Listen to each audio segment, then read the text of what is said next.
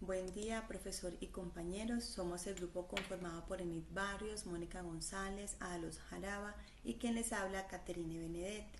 En esta oportunidad presentaremos la exposición correspondiente a la unidad 1 de Educación Comparada, en la que abordaremos temas relacionados con la naturaleza, la utilidad y el alcance de esta disciplina, así como su evolución histórica y las principales escuelas de pensamiento. Para dar inicio a la exposición, comenzaré explicando la naturaleza de la educación comparada. Cuando hablamos de la naturaleza de una disciplina, nos referimos a su esencia, es decir, qué es, cuál es su objeto de estudio y cuáles son las características que la definen. En ese sentido, la educación comparada es una disciplina de las ciencias de educación que estudia y analiza los sistemas educativos de diferentes países y contextos, con el propósito de comprender sus semejanzas y diferencias y generar aportes que contribuyan al mejoramiento de la educación. Continuemos. Su naturaleza puede comprenderse a partir de 4 características fundamentales. En primer lugar, es una disciplina científica porque emplea métodos sistemáticos de investigación para analizar los fenómenos educativos y producir conocimiento basado en evidencias. En segundo lugar, posee un carácter interdisciplinario, ya que integra aportes de diferentes ciencias como la sociología, la historia, la economía, la política y la antropología, lo que permite comprender la educación desde una perspectiva más amplia e integral. Continuemos. En tercer lugar, tiene un carácter contextual, ya que reconoce que cada sistema educativo está influenciado por factores históricos, sociales, culturales y económicos propios de cada sociedad. Por esta razón, una práctica educativa que funciona en un país no necesariamente puede aplicarse de manera sistemática en otro. Finalmente, posee una dimensión internacional y crítica, porque analiza la educación desde una perspectiva global y promueve la reflexión para proponer alternativas que contribuyan al fortalecimiento de los sistemas educativos. ¿Ok? En conclusión, esta naturaleza comparada permite comprender que la educación es un fenómeno complejo que debe estudiarse desde múltiples perspectivas y siempre en relación con el contexto en el que se desarrolla. A partir de esa base conceptual, resulta pertinente preguntarnos para qué sirve la educación comparada y cuál es su alcance dentro del ámbito educativo. Precisamente estos aspectos serán desarrollados a continuación por mi compañera. Muchas gracias. Hola a todos, mi nombre es Enid Barrios y en esta oportunidad les conversaré sobre la utilidad de la educación comparada. Para comprender el valor real de la educación comparada, debemos separar la idea de que es una simple comparación de datos estadísticos entre países. Su verdadera utilidad radica en que opera bajo una doble dimensión. Una analítica y diagnóstica, como la tenemos aquí presente, que nos ayuda a entender el porqué de los fenómenos educativos. En este caso vamos a mirar los puntos de referencia externos. En este caso observamos el marco internacional, el cual nos ofrece un espejo o punto de comparación para calibrar los avances vacíos a nivel local y nacional. Miramos las dinámicas locales y globales.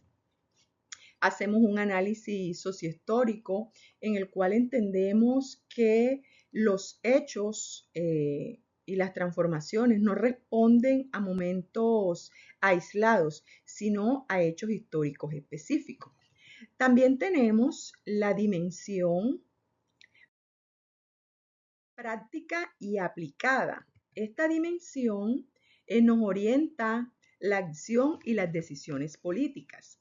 Vemos que aquí tenemos como insumos para decisiones, aporta evidencia empírica a los tomadores de decisiones, catalizador de innovación. Observamos cuáles son esas actividades o innovaciones que están dando fruto en otros países y los traemos a nuestra realidad que también que pueden ser exitosos. La evaluación de reformas, en este caso, se observa que se debe realizar una evaluación en las transferencias políticas, ya que lo que puede ser bueno en otro país, si está descontextualizado, a nosotros nos puede traer un impacto negativo. Entonces, en este momento se hace evaluación, se hace la catalización de la innovación, etc. Ahora veremos el alcance de la educación comparada. En primer lugar, tenemos organismos internacionales y evaluación, el cual analiza el impacto y las metodologías detrás de grandes pruebas estandarizadas como la prueba PISA, sistemas y reformas educativos, lo que hace que observe las reformas locales citando modelos exitosos extranjeros para reestructurar la educación superior. Inmigración, donde vemos allí que se brindan las herramientas teóricas para diseñar políticas de inclusión lingüística, educación cívica y convivencia, educación superior y tecnología, dimensión filosófica e historia. Como vemos, la educación comparada no es un ejercicio aislado de datos, es una herramienta necesaria, indispensable, que se reinventa continuamente y su alcance contemporáneo radica en la capacidad para articular metodologías y ofrecer respuestas fundamentales ante la complejidad cultural, tecnológica y geopolítica que vivimos actualmente. Muchas gracias. A continuación, mi compañera seguirá con otro tema relacionado con la educación comparada. Cordial saludo, mi nombre es Mónica Cristina González y explicaré las grandes escuelas del pensamiento. Esta disciplina en concreto ha pasado por 4 grandes escuelas del pensamiento. La primera, la escuela precientífica, luego damos paso hacia la era de la sistematización, de ahí saltamos a la era científica y aterrizamos de lleno en la era contemporánea o posmoderna. Al principio de todo, en la escuela precientífica, lo que teníamos era viajeros, gente que era súper curiosa, que traspasaba fronteras y volvían contando historias de lo que hacían en otros pueblos con la educación. Pero a esto le faltaba rigor, pues no había método científico por ningún lado. Pero las cosas cambian con la escuela de sistematización. Aquí entra en escena un auténtico pionero, Marc Anthony Juliet de París. A este señor se le considera el padre de la educación comparada, y con toda razón, pues fue él quien propuso un método estructurado para recopilar y analizar datos. Ya no valía con las anécdotas de los viajeros. El objetivo era identificar buenas prácticas que de verdad se pudieran adaptar a otros lugares, lo que nos lleva a pasar a la fase 3, que es la escuela científica, liderada por un referente como Michael Sandler. Nos trae una revelación que lo cambia todo. La educación no flota en el vacío para cada sistema escolar. Está adaptado inevitablemente a 4 raíces que no se pueden ignorar: su historia, su cultura, su economía y su realidad social. Pasamos entonces a la fase 4 y así llegamos a nuestro presente, la escuela posmoderna. El escenario ha cambiado excesivamente.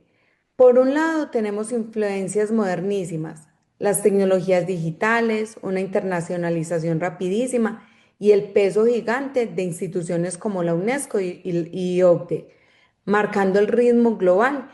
Y claro, con este panorama los objetivos han evolucionado. Ya no se trata solo de comparar para ver quién es mejor, sino de comprender los problemas comunes que hay entre todos. Como conclusión, entonces, la educación comparada no es imitar al vecino, no. Su magia está en entender por qué somos distintos, aprender de los que han tenido éxito y con toda esta información a la mano, generar soluciones reales y adaptadas a nuestro propio contexto. Muchas gracias. A continuación presentaré las 4 etapas de la evolución de la educación comparada. Según Caballero, Manso, Matarrán y Valle 2016, esta disciplina ha evolucionado a través de 4 momentos históricos. La primera etapa, denominada precientífica, se extiende hasta el siglo XVIII. Caballero y otros 2016, apoyándose en Belloso y Pedro 1991, explican que los primeros estudios comparativos surgieron de los relatos de viajeros como Heródoto, Marco Polo y Samuel Pulchas, quienes describían las costumbres y prácticas educativas de los pueblos que visitaban. Aunque estas observaciones eran valiosas, todavía no existía un método científico para compararlas. La segunda etapa, conocida como de sistematización, sobresale Marc-Antoine Juliet de París, considerado el precursor del método comparado, quien propuso con su obra utilizar la observación sistemática para comparar los sistemas educativos y convertir la educación comparada en una disciplina científica al servicio del mejoramiento educativo. La tercera etapa, la científica, comprende finales del siglo XIX y gran parte del siglo XX. Caballero y otros 2016 destacaban los aportes de Michael Sadler, quien sostuvo que toda educación está enraizada en la historia de la nación y se adecua a sus necesidades, resaltando la importancia del contexto histórico, social y político. Asimismo, Pedro Rosselló introdujo la teoría de las corrientes educativas, explicando que los sistemas educativos evolucionan de acuerdo con las transformaciones de la sociedad. Finalmente, la etapa contemporánea o posmoderna, correspondiente al siglo XXI, está marcada por la globalización, el desarrollo tecnológico y la creciente interdependencia entre los países.